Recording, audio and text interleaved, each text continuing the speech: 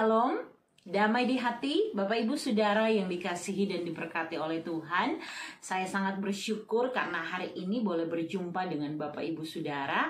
Dan seperti biasa saya ditemani oleh Pak Suami yang ada di belakang layar. Dan kami akan membagikan kebenaran firman Tuhan sebagaimana pertanyaan MTPJ di minggu berjalan ini.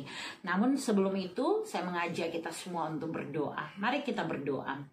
Tuhan Yesus, Engkau adalah Allah, Tuhan Juru Selamat kami satu-satunya. Kami bersyukur Tuhan karena kami memiliki Engkau yang menyelamatkan kami. Kami tahu bahwa dengan karya salib-Mu kami menjadi orang-orang yang berharga, menerima anugerah keselamatan. Karena itu Tuhan, ini kami yang siap dibentuk semakin hari semakin mengenal, hidup melekat, dekat dengan Tuhan, dan menghasilkan buah pertobatan yang dilihat orang, dan banyak orang melihat kami memuliakan Tuhan. Terima kasih Bapa di sorga. Pada waktu ke depan kami akan pakai untuk memberitakan kebenaran firman. Kami sangat terbatas, kami minta hikmat Tuhan, sehingga kami ditolong, diberi kemampuan untuk menyampaikan apa yang sesuai dengan maunya Tuhan. Terima kasih Bapa di sorga, ini doa kami, dalam nama Tuhan Yesus kami berdoa. Amin. Amin. Ya, bersyukur kepada Tuhan karena di hari ini khususnya kami record video ini selesai beribadah gereja. Kami juga berdoa Bapak Ibu Saudara sudah selesai beribadah ya. Kita akan melihat MTPJ dalam edisi waktu ke depan yaitu tanggal 27 November sampai 3 Desember 2022. Wah, tidak terasa ya. Sudah masuk Desember. Ya, masa-masa Minggu Advent. Ya, masa-masa Minggu Advent pertama ya. Dan pembacaan di sepanjang minggu ini terambil dalam Perjanjian Lama, Maleakhi pasal 2 ayat 17 sampai Maleakhi 3 ayat 5 ya. Dan tema di sepanjang minggu ini kedatangan untuk pemurnian. Langsung saja ya, pertanyaan yang pertama untuk kita diskusikan dalam renungan MTPJ ini. Yang pertama, apa kita pelajari dari naskah tentunya dalam bacaan ini ya, tentang kedatangan Tuhan yang memurnikan. Ya, oke. Bapak Ibu Saudara yang dikasihi dan diberkati oleh Tuhan, sekali lagi bacaan kita ini Maleakhi pasal 2 ayat 17 sampai 3 ayat 5. Dan kita sudah masuk di minggu Advent yang pertama. Kalau kita buka di buku MTPJ kita, jelas sekali sudah dijelaskan bahwa Advent itu dari kata Latinnya Adventus yang menunjuk pada bahasa Yunani parousia yang berarti kedatangan. Sehingga ini menunjuk pada pengharapan eskatologis atau kedatangan Kristus kembali sebagai bentuk penggenapan dari nubuatan dalam kitab Perjanjian Lama. Dan sebagaimana banyak dinubuatkan, kita melihat juga nubuatan itu memang sudah dituliskan dalam kitab Maleakhi sebagai bacaan kita hari ini. Sepintas dapat kita lihat yang menjadi latar belakang dari kitab Maleakhi, suatu kondisi umat yang seperti hilang gairah untuk beribadah, kurang semangat untuk bersekutu.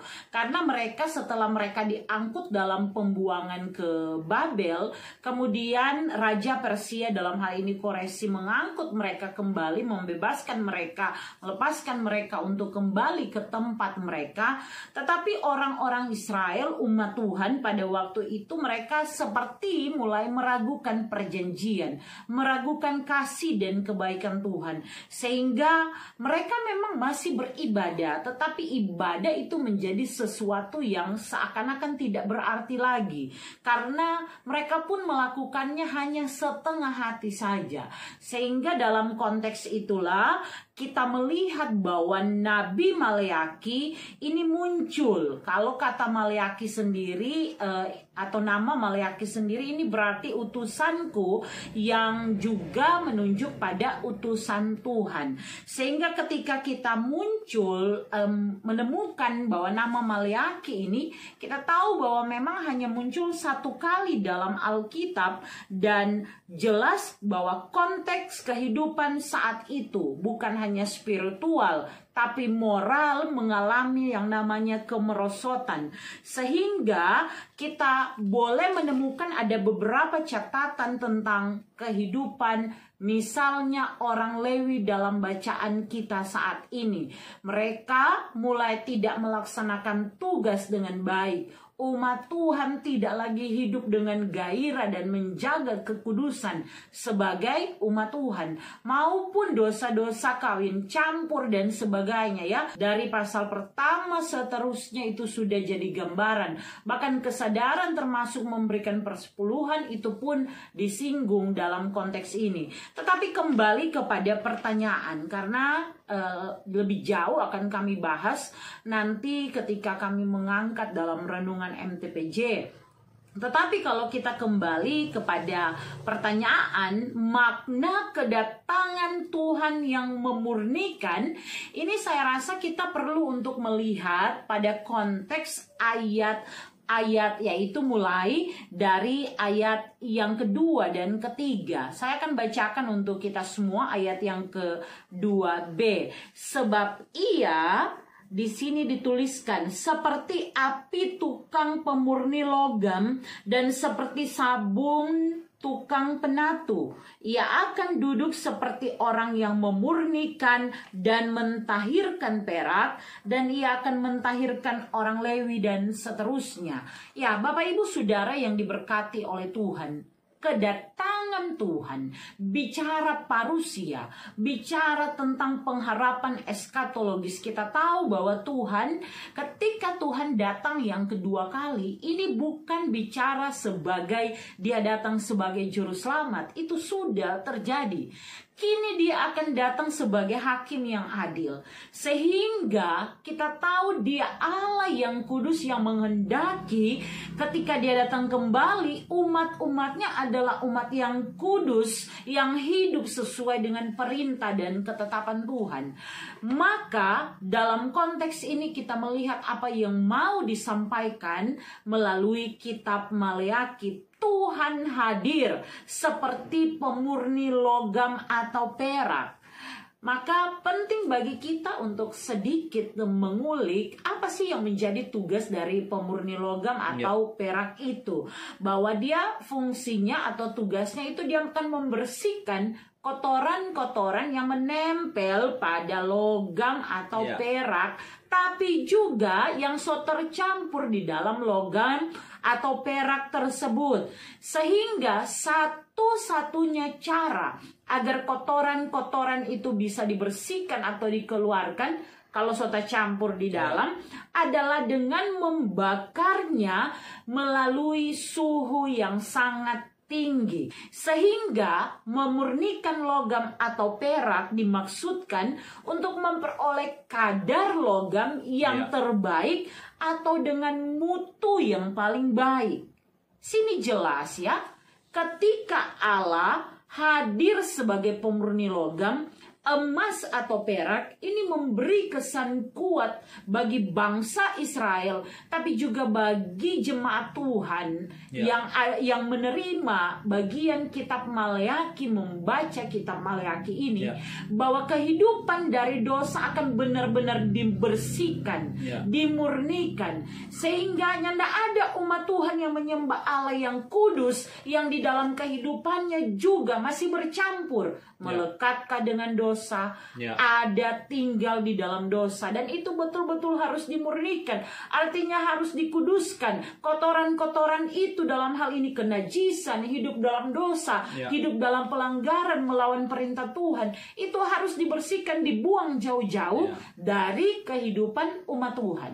Rasanya hal ini cukup untuk menunjukkan bagaimana umat Israel pada waktu itu dalam kehidupan mereka. Mereka sungguh-sungguh harus memiliki kehidupan kerohanian yang diubahkan dari yang lama menjadi baru. Dari yang beribadah tanpa semangat, setengah hati, kemudian yang beribadah sungguh-sungguh. Karena dari dalam hati mereka dimurnikan. Bahkan dosa-dosa yang melekat sehingga masih timbul perkawinan campur dan sebagainya, itu pun dibereskan, dimurnikan. Barulah kemudian kita dapat melihat bahwa dia yang datang kembali, dia akan menemui umat umatnya, yaitu mereka yang betul-betul bersih dari yang namanya dosa dan kesalahan. Ya, mungkin itu ya gambarannya. Karena ini nubuatan ya, dan telah digenapi dalam perjanjian baru, dan kita sudah menerima anugerah keselamatan karya salib Kristus. Maka dengan kesadaran juga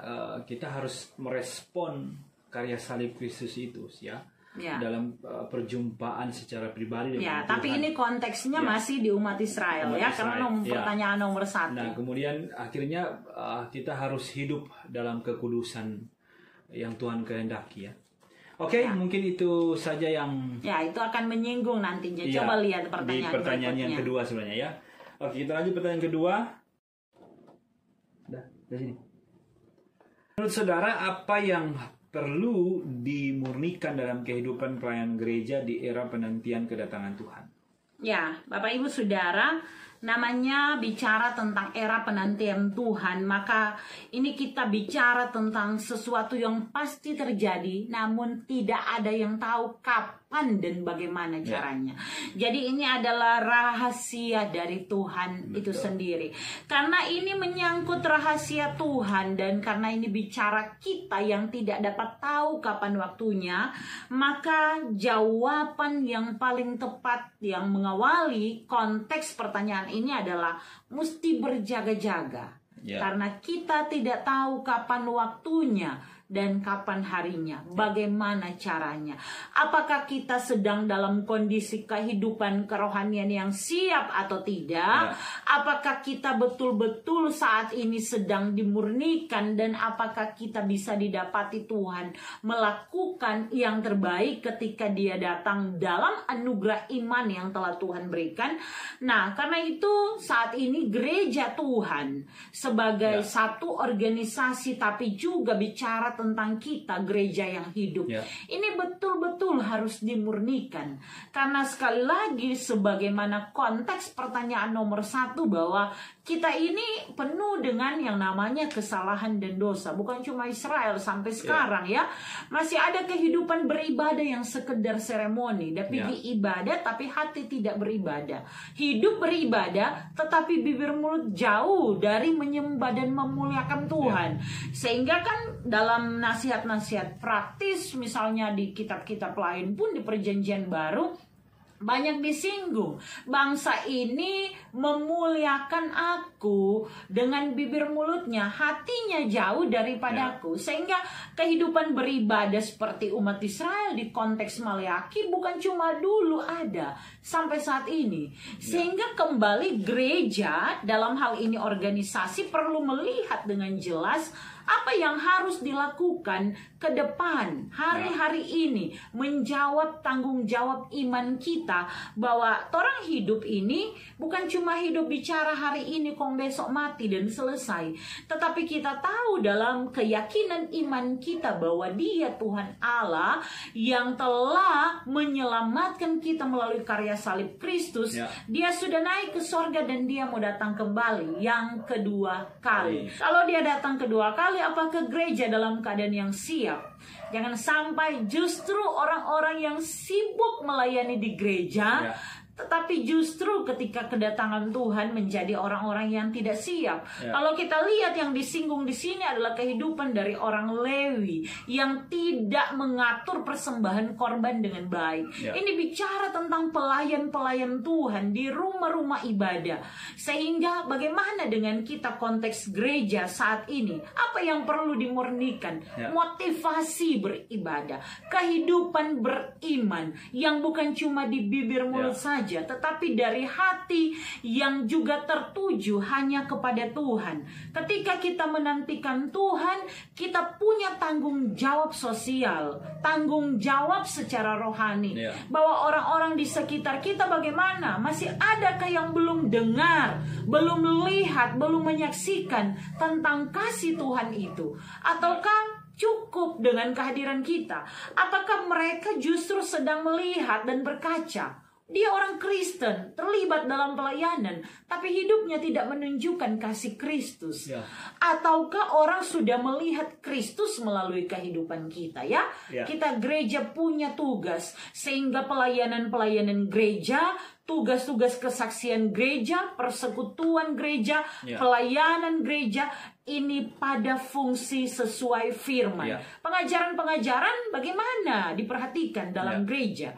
Apakah cukup sehingga yang penting kok sunai mimbar, selesai baca MTPJ habis, ataukah betul-betul dipersiapkan dengan baik? Apakah ada seminar-seminar yang membahas tentang bagaimana agar iman bertumbuh, agar keluarga-keluarga Kristen melihat bahwa sungguh persinahan ditentang Tuhan? Apakah ada seminar-seminar yang mendidik generasi muda untuk mencintai Tuhan dengan segenap hati?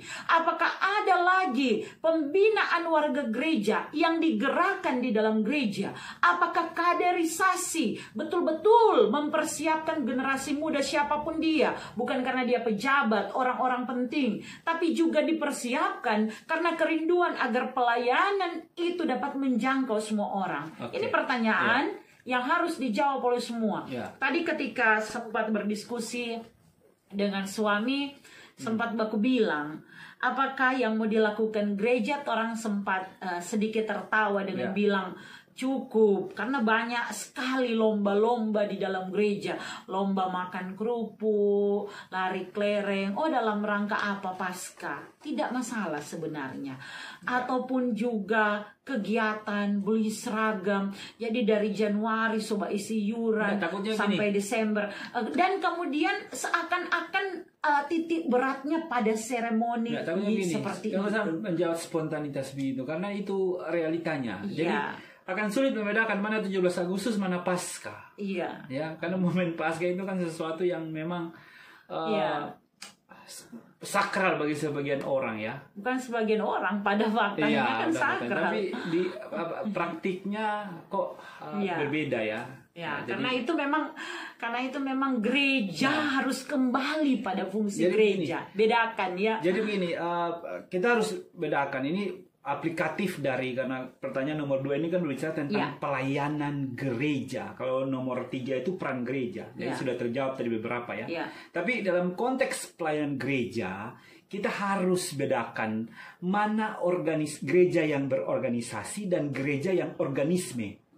Kalau gereja yang berorganisasi itu aturan-aturan gereja yang kita terapkan. Tetapi kalau gereja yang organisme, maka ajaran-ajaran firman yang kita terapkan akan berbeda nantinya konsekuensinya. Kalau kita bicara organisasi, maka aturan-aturan gereja, pengaturan-pengaturan penata layanan. Tetapi kalau kita bicara tentang organisme, maka kita berbicara tentang pertumbuhan iman. Karena di dalamnya ada ajaran-ajaran, doktrin, dogma, dan firman Tuhan dan sebagainya ya. Dan ini akan berbeda tujuannya. Maka harus perlu ada keseimbangan. Tidak apa-apa, ini harus sejalan. Dalam organisasi juga harus berjalan dengan perlu ada keseimbangan antara organisasi dan organisme ya, supaya targetnya apa ya, pertumbuhan iman juga organisasi itu penting juga dalam gereja persekutuan yang juga tentunya berdampak. Orang makin senang, happy itu juga bukan hal yang salah. Penting ya, tetapi kita juga harus bedakan mana yang akan dititik beratkan atau mana yang menjadi poin pentingnya, karena kita ini sebagai gereja. Oke ya, kita cukup ya. Lanjut pada pertanyaan yang ketiga. Bagaimana peran gereja untuk terus menjaga kemudian hidup umat menjelang kedatangan Tuhan kembali Sudah terjawab tadi beberapa Sudah terjawab beberapa, namun kembali lagi ya Bapak Ibu Saudara, bahwa ini bicara gereja kita semua. Peran gereja. Maka kita semua ini memiliki peran dan tanggung jawab agar kehidupan keberimanan itu kita sendiri kan yang tahu. Saya punya kebiasaan melakukan dosa seperti ini, tetapi firman yang kita ikuti, dengarkan, kita baca, renungkan setiap hari, ini menjadi satu gaya hidup, kebiasaan yang mendorong kita untuk memiliki hubungan yang dekat dengan Tuhan, sehingga buah yang dilihat orang lain itu adalah buah yang baik, sehingga kasih, kesabaran, sukacita, dan semuanya itu nampak lewat kata-kata, perilaku, perbuatan, kehidupan kita, sambil kita menjadi kesaksian. Karena kadangkala orang bisa melihat Kristus tanpa kita perlu berkhotbah atau kita berdiri di atas mimbar, tetapi orang cukup melihat melihat Kristus ketika hidup kita itu meneladani apa yang Tuhan Yesus lakukan. Betul. Ya, jadi ada dua hal ya kalau kita bicara tentang peran gereja. Saya pikir GEMIM sudah mengatur penata yang sedemikian rupa dan sangat bagus sebenarnya ya. Kemudian dilihat dari segi ya kuantitas dan kualitas sebenarnya. Betul. Dua segi ini.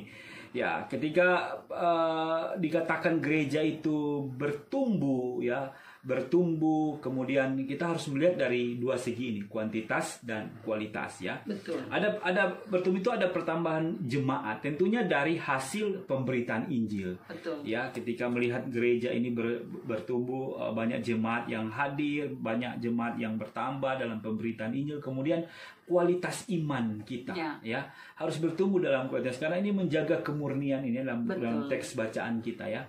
Jadi perlu menjaga kualitas iman kita. Nah, bagaimana kita menjaga kualitas iman ya? Terus hidup dalam pertobatan. Ya. Dan pertobatan bukan sekedar cuma bilang kita bertobat karena ada doa pengakuan dosa dalam ibadah. Pertobatan itu bukan pertobatan yang sekedar di mulut saja. Kita yang mengalami pertobatan, maka kita juga tentunya dalam kehidupan pertobatan itu betul-betul mau dekat dengan Tuhan, sehingga hidup yang lama ya sudah berlalu dan sekarang dengan hidup yang baru. Ya, betul. Jadi pertobatan itu harus menghasilkan buah ya dalam kehidupan kita. Bertolong-tolong ya kan, peran itu kan bersaksi ya, melayani, bersekutu ya dalam kehidupan berjemaat. Oke? Ya, rasanya cukup ya karena Bapak Ibu Saudara. Sudah terjawab juga nomor 2 ya, pertanyaan nomor 1. Ya, kami terus berdoa agar segera memiliki waktu terbaik untuk dapat mempersiapkan renungan MTTJ yang akan segera juga kami tayangkan. Akhirnya terima kasih banyak Bapak Ibu Saudara, kita akan berdoa, karena itu mari satukan hati, mari kita berdoa. Tuhan Yesus yang baik, terima kasih Engkau menuntun kami di saat ini. Engkau Tuhan, Juru Selamat kami satu-satunya.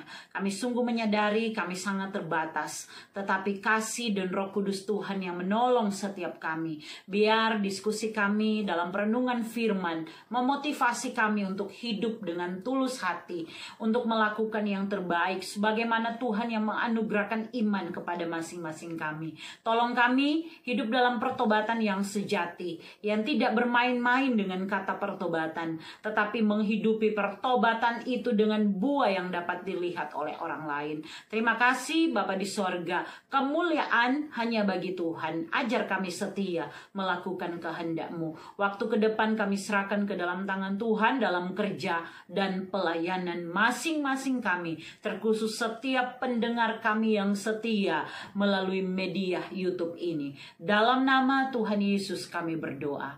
Amin. Bapak Ibu Saudara, terima kasih banyak dan Tuhan Yesus memberkati.